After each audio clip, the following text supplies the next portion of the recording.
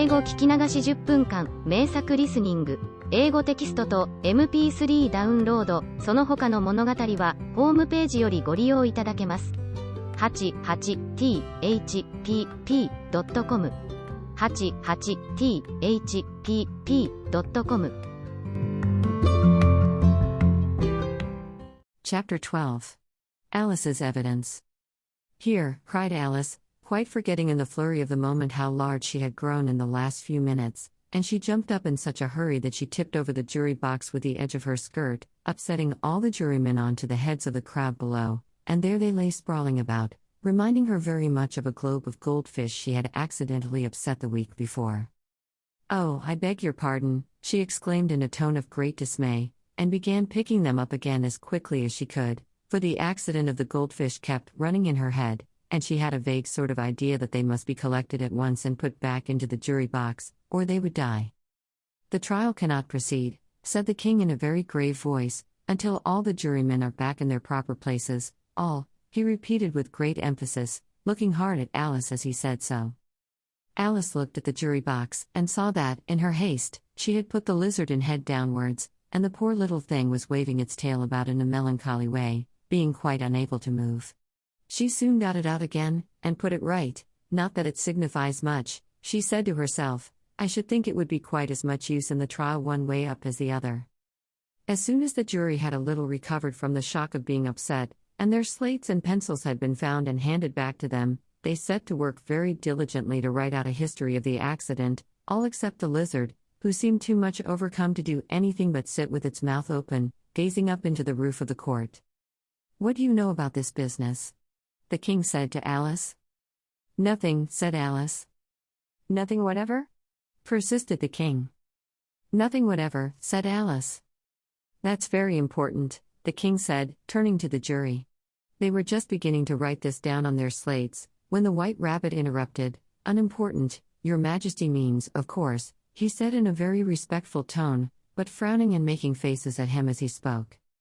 "Unimportant, of course, I meant," the king hastily said, and went on to himself in an undertone. "Important, unimportant, unimportant, important," as if he were trying which word sounded best. Some of the jury wrote it down important, and some unimportant. Alice could see this, as she was near enough to look over their slates, but it doesn't matter a bit, she thought to herself. At this moment the king, who had been for some time busily writing in his notebook, cackled out silence. And read out from his book, Rule 42. All persons more than a mile high to leave the court. Everybody looked at Alice. "I'm not a mile high," said Alice. "You are," said the king. "Nearly 2 miles high," added the queen.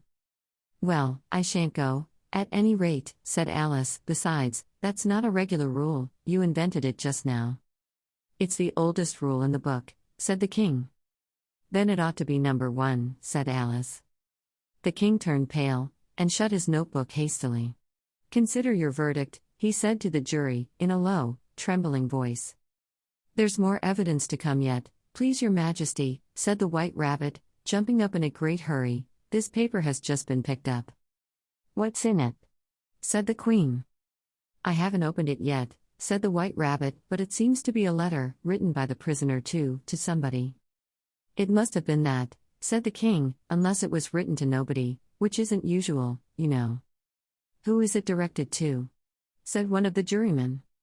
"It isn't directed at all," said the White Rabbit. "In fact, there's nothing written on the outside." He unfolded the paper as he spoke, and added, "It isn't a letter, after all, it's a set of verses." "Are they in the prisoner's handwriting?" asked another of the jurymen. "No, they're not," said the White Rabbit, "and that's the queerest thing about it." The jury all looked puzzled. "He must have imitated somebody else's hand," said the king. The jury all brightened up again.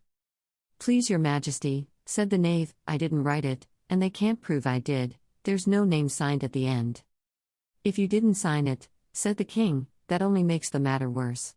You must have meant some mischief, or else you'd have signed your name like an honest man." There was a general clapping of hands at this. It was the first really clever thing the king had said that day. "That proves his guilt," said the queen. "It proves nothing of the sort," said Alice. "Why, you don't even know what they're about." "Read them," said the king. The White Rabbit put on his spectacles. "Where shall I begin, please your majesty?" he asked. "Begin at the beginning," the king said gravely, "and go on till you come to the end, then stop." These were the verses the White Rabbit read. "They told me you had been to her, and mentioned me to him. She gave me a good character, but said I could not swim. He sent them word I had not gone. We know it to be true. If she should push the matter on, what would become of you? I gave her 1, they gave him 2. You gave us 3 or more. They all returned from him to you, though they were mine before. If I or she should chance to be involved in this affair, he trusts to you to set them free, exactly as we were. My notion was that you had been, before she had this fit, an obstacle that came between him and ourselves, and it. Don't let him know she liked them best, for this must ever be a secret, kept from all the rest, between yourself and me. That's the most important piece of evidence we've heard yet," said the king, rubbing his hands, "so now let the jury. If any one of them can explain it," said Alice. She had grown so large in the last few minutes that she wasn't a bit afraid of interrupting him. "I'll give him 6pence. I don't believe there's an atom of meaning in it." The jury all wrote down on their slates, "She doesn't believe there's an atom of meaning in it," but none of them attempted to explain the paper. "If there's no meaning in it," said the king, "that saves a world of trouble, you know, as we needn't try to find any. And yet I don't know," he went on, spreading out the verses on his knee, and looking at them with one eye, "I seem to see some meaning in them, after all. Said I could not swim, you can't swim, can you?" he added, turning to the knave. The knave shook his head sadly. "Do I look like it?" he said. Which he certainly did not, being made entirely of cardboard. "All right, so far," said the king, and he went on muttering over the verses to himself. "We know it to be true, that's the jury, of course. I gave her 1, they gave him 2, why, that must be what he did with the tarts, you know. But, it goes on, they all returned from him to you," said Alice. "Why, there they are," said the king triumphantly, pointing to the tarts on the table. "Nothing can be clearer than that. Then again, before she had this fit, you never had fits, my dear, I think?" he said to the queen. "Never," said the queen furiously, throwing an inkstand at the lizard as she spoke. The unfortunate little Bill had left off writing on his slate with one finger, as he found it made no mark, but he now hastily began again, using the ink that was trickling down his face, as long as it lasted. "Then the words don't fit you," said the king, looking round the court with a smile. There was a dead silence. "It's a pun," the king added in an offended tone, and everybody laughed. "Let the jury consider their verdict," the king said, for about the 20th time that day. "No, no," said the queen. "Sentence first, verdict afterwards." "Stuff and nonsense," said Alice loudly. "The idea of having the sentence first." "Hold your tongue," said the queen, turning purple. "I won't," said Alice. "Off with her head," the queen shouted at the top of her voice. Nobody moved. "Who cares for you?" said Alice. She had grown to her full size by this time. "You're nothing but a pack of cards."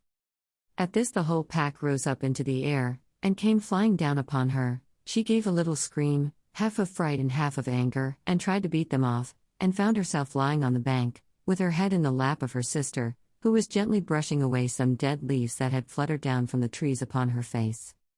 "Wake up, Alice dear," said her sister. "Why, what a long sleep you've had."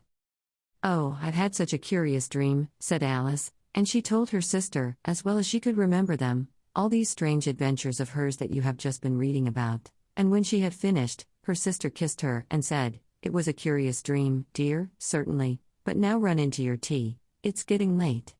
So Alice got up and ran off, thinking while she ran, as well she might, what a wonderful dream it had been. Dash. But her sister sat still just as she left her, leaning her head on her hand, watching the setting sun and thinking of little Alice and all her wonderful adventures, till she too began dreaming after a fashion, and this was her dream.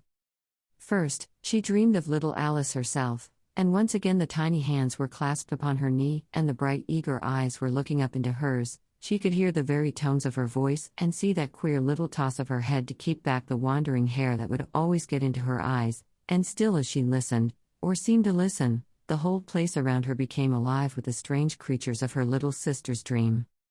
The long grass rustled at her feet as the white rabbit hurried by, the frightened mouse splashed his way through the neighboring pool, she could hear the rattle of the teacups as the March Hare and his friends shared their never-ending meal, and the shrill voice of the queen ordering off her unfortunate guests to execution. Once more the pig baby was sneezing on the duchess's knee, while plates and dishes crashed around it. Once more the shriek of the griffin, the squeaking of the lizard's slate pencil, and the choking of the suppressed guinea pigs, filled the air, mixed up with the distant sobs of the miserable mock turtle.